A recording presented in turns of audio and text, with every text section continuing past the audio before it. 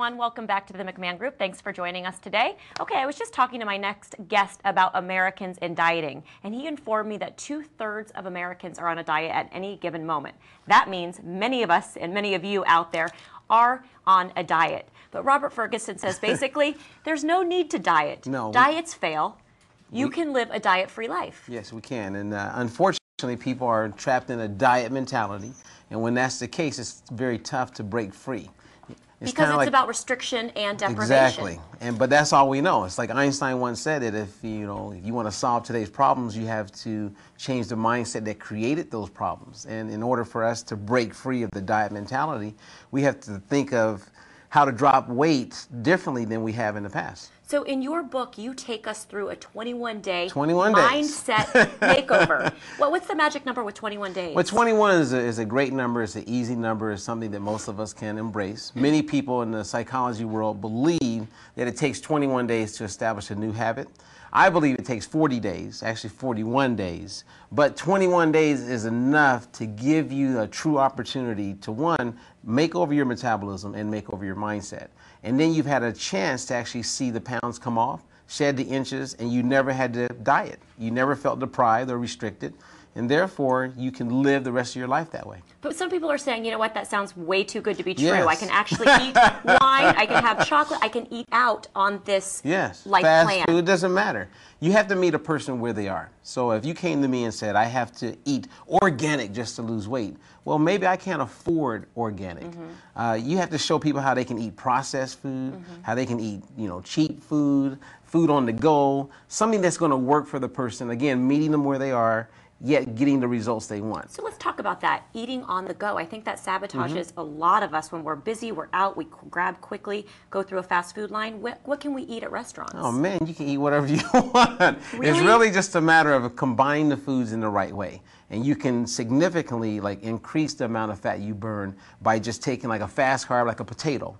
And when you eat that potato, eat it with something that's high in fiber like broccoli. And then eat that with, say, a protein like steak or chicken or turkey, fish. You pick your protein source, and then the foods together are actually helping you keep your blood sugar levels from going too high and dropping too low. You're satiated, right? You got room for some fat in there. You got your condiments you want to add, spice it up, add the flavor and the savor, and life is good. But my mind goes back to, okay, but isn't it all about calories? Calories in versus expending calories? Because if I said eat 1,200 calories a day, but it's pure fat calories, then you would lose muscle, you would slow your metabolism, and you would become nutrient deficient in many other areas of your body and metabolism.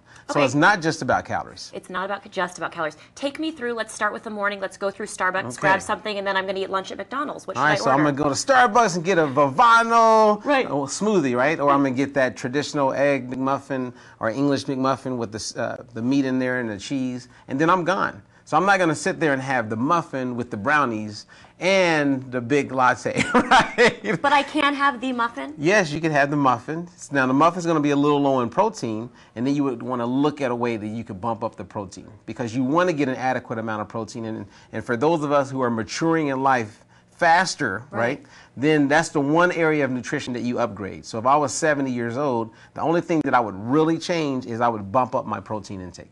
And then a lot of us are saying, okay, this sounds really good, Robert Ferguson. And it is But good. after I eat this brownie, I've got to go spend 3 hours at the gym to take that, but you don't. that off. See, 5 years ago, people would argue that more.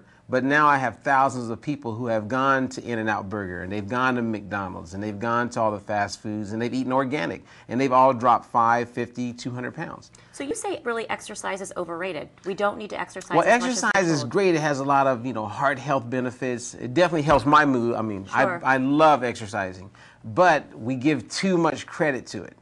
Whereas the one thing we're going to do each and every day is eat. So it begins with food, and then you bring in activity.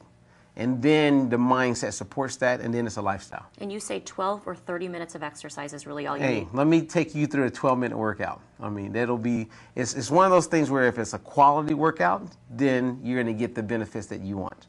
Now, I like an hour of cardio every once in a while. I just need that time. But at the same time, I know how to get it done in 12 minutes. And in your book, I was really impressed when I read that your mother lost 100 pounds by eating this way? Oh, 100%. And she's a woman who had knee replacement surgery twice, rotator cuff twice, stents in her arteries. She survived breast cancer twice, and she's not a young whippersnapper, right? Yeah, yeah. So if it can work for her, then it's mama approved, then it can work for anybody. And where do vitamins come into play? I mean, I hear so many mixed things about vitamins. You don't really need them if you're eating the right foods, and then other people say you need all sorts of supplements. Well, you know, supplementation is a very positive thing. There's times for supplementation, but I do believe that many of us overdo the supplementation. Okay. I think we can get quite a bit through our foods and fruits and vegetables. I know there's a big movement where people talk about the soils are depleted, but I also have seen the science of the fact that we actually get more minerals and vitamins in certain foods that are coming from the soil. So it all depends on who you're talking to. Everybody's got an agenda. My thing is stay neutral. I'm just going to keep it real, show me some serious studies, and then you got my attention. Right, and your book, you did get my attention because you show before and after, you show specific people telling their story about how this worked for them. Exactly. And so again, it clearly works. Every day, any person has got to work for the person where they are. That means if it's Italian food you want, Mexican food, soul food, Chinese food, you wake up, you want rice for breakfast, you got to show people how they can eat the foods that they have a cultural relationship with, but eat those foods in a way where they can drop the pounds, right? And as we drop the pounds and we're feeling better, then we can share the good news and no longer the diet blues. Right.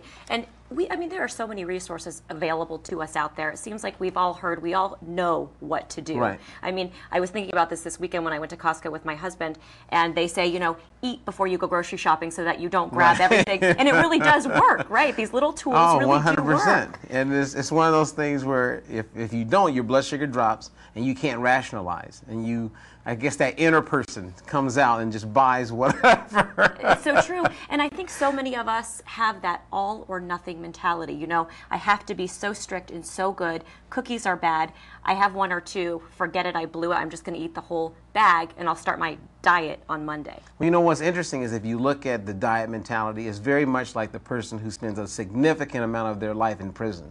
It's like once they get out of prison, often they are just out of control and they're reckless. And the only way not to be reckless is to stay in the house and don't do anything. But once they get out there, then they get pulled into trouble. Whereas with the diet mentality, it's like we're enslaved and we're like, I can do it, and I'm disciplined. And then as soon as I get off track, man, watch out. That's the truth. That's the truth. I think that's why 2/3 of Americans are on a diet That's right. constantly, because it's a roller coaster. Where can we find your book? And can It's we in see bookstores anywhere all over the country, Amazon, online, etc. And I'm here in town doing a book signing tonight at FitQuest, and then I'll be in Tucson tomorrow. And my goal is just to get the word out there and just help people break free of the diet mentality. Great. Thank you so much for sharing. You can find more information about Robert Ferguson and visit him tonight. Find out information on our website, aztv.com. We'll be right back. We're talking about sports next.